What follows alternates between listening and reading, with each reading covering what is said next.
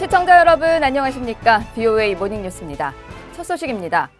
미국의 대북 실무 협상을 총괄하는 스티븐 비건 국무부 대북정책 특별대표가 이번 주 유럽을 찾습니다. 곧 재개될 것으로 알려진 미북 실무 협상을 앞두고 동맹국 등과 협상 진전을 논의할 것으로 예상됩니다. 박형주 기자입니다. 스티븐 비건 미 대북정책 특별대표가 8일부터 11일까지 벨기에 브뤼셀과 독일을 방문합니다. 비건 대표는 여기에서 유럽 당국자들과 만나 북한의 최종적이고 완전히 검증된 비핵화, FFVD 달성에 대한 공동의 노력을 진전시키는 방안을 논의한다고 국무부가 밝혔습니다. 특히 9일에는 브뤼셀에 있는 북대서양 조약기구 나토 본부에서 나토 관계자와 한국과 일본, 호주 등의 대표들을 대상으로 비공개 브리핑을 할 것으로 전해졌습니다. 비건 대표는 이 자리에서 지난달 말 판문점 미북 정상회동에 대해 설명하고 미 정부의 입장을 설명한 뒤 나토 회원국의 협조를 당부할 것으로 관측됩니다. 이어 비건 대표는 독일 베를린에서 이도훈 한국 외교부 한반도 평화교섭 본부장 등과 만나 곧 재개될 예정인 미북 실무 협상에 대해 논의할 계획입니다. 앞서 미국과 북한은 지난달 30일 판문점 미북 정상회동을 계기로 실무 협상을 재개하기로 합의한 바 있습니다. So we're going to have teams. They're going to meet over the next few weeks, and they're going to start a process, and we'll see what happens. 이와 관련해 마이크 폼페이오 국무장관은 구체적인 장소와 일정은 결정되지 않았지만 이달 중순 무렵 협상이 시작될 것으로 예상된다고 밝혔습니다. 또 북한 측 협상 상대가 통일전선부에서 외무성으로 변경됐음을 확인했지만 비건 대표의 협상 파트너로 누가 나올지는 알려지지 않았습니다. 다만 일부 언론에서는 북한이 김명길 전 베트남 주재 대사를 새 실무대표로 임명해 미국 측에 통보했다고 보도했습니다. 이런 가운데 비건 대표가 유럽을 방문하는 동안 북한 측 대표와 접촉할 가능성도 일각에선 제기됐지만 국무부는 관련 일정에 대해서는 언급하지 않았습니다. 전문가들은 미국과 북한의 실무 협상이 재개되면 지난 하노이 정상회담에서 합의하지 못한 영변 플러스 알파와 이에 대한 상응 조치를 출발점으로 논의가 진행될 가능성이 높다고 전망했습니다. BOA 뉴스 박형주입니다. 미 주요 언론들이 북한 비핵화에 대한 단계적 접근법을 제기하고 있는 가운데 이른바 스몰 딜에 대한 전문가들의 견해는 엇갈렸습니다. 북한의 비핵화를 이끌어낼 수 있을지 회의적이라는 의견과 비핵화 협상 진전의 유일한 방안이라는 주장입니다. 김칸희 기자가 전해드립니다.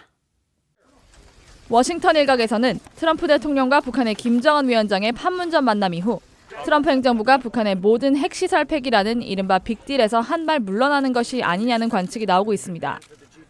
이에 대해 수김 전 미 중앙정보국 CIA 북한 분석관은 새로운 협상 방식으로 스몰 딜을 논의하는 것을 군축 전문가들은 우려하고 있다고 밝혔습니다.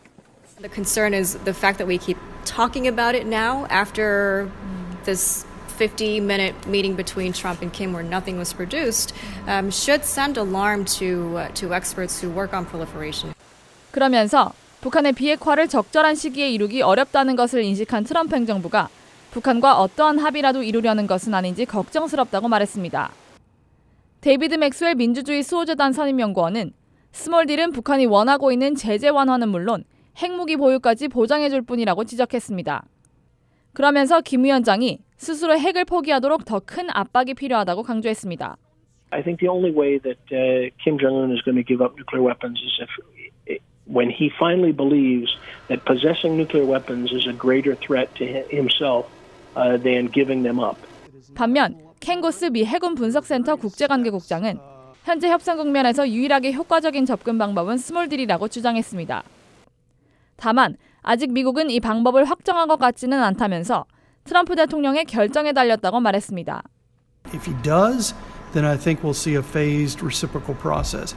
If he doesn't, they'll keep pushing the idea of CVID up front, and North Korea will eventually back out of that and probably go toward a much harder line.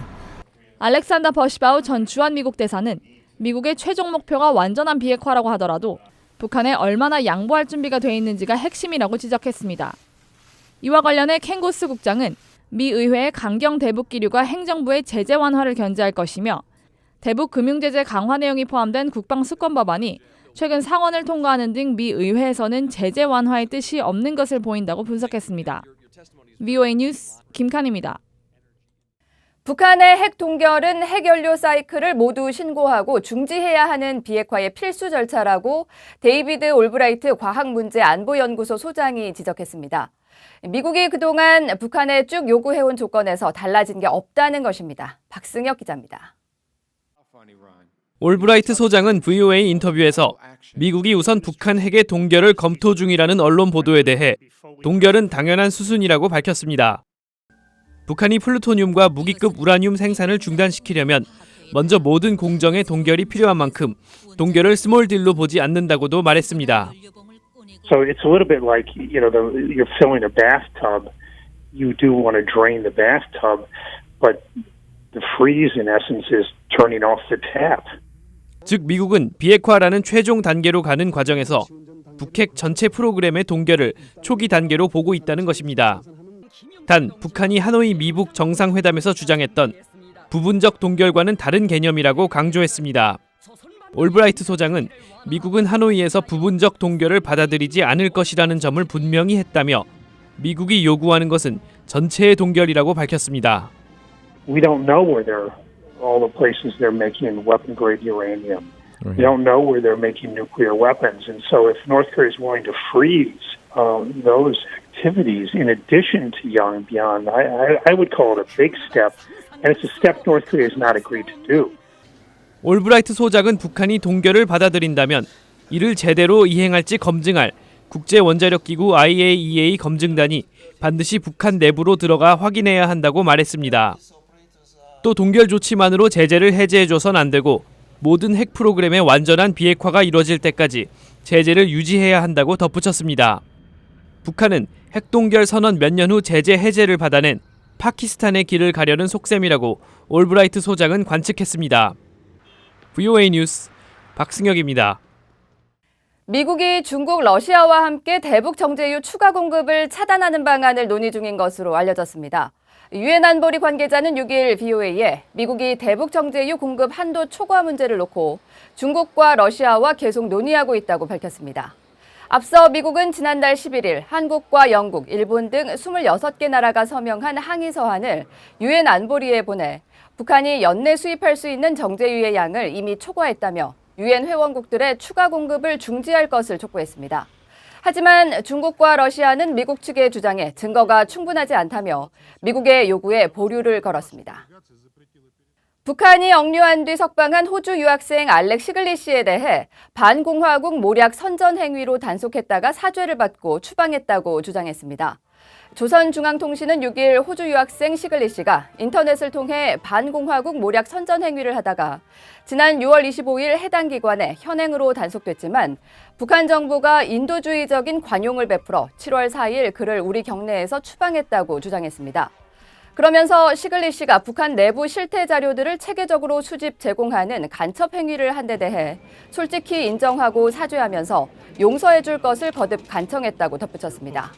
시글리시는 스웨덴 정부 특사가 북한을 방문해 고위급 인사와 접촉한 뒤 지난 4일 풀려났지만 억류 이유에 대해서는 밝히지 않았습니다.